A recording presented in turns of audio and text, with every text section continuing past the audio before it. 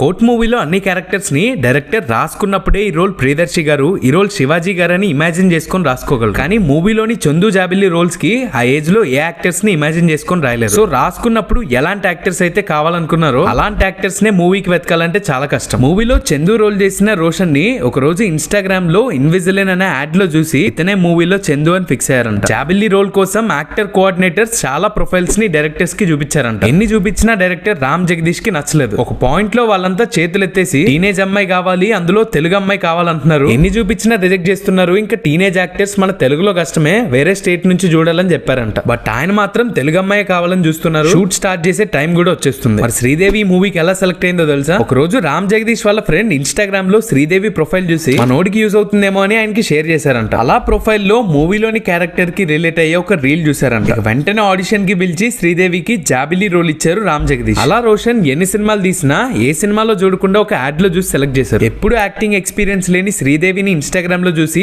జాబిల్లి role chance ఇచ్చారు. ఇలా ఈ రోల్స్ వాళ్ళే చేయాలని రాసి పెట్టుంది. డెస్నీ ఆ రోల్స్ ని వాళ్ళ దాకా ఇలా తీసుకెళ్ళింది.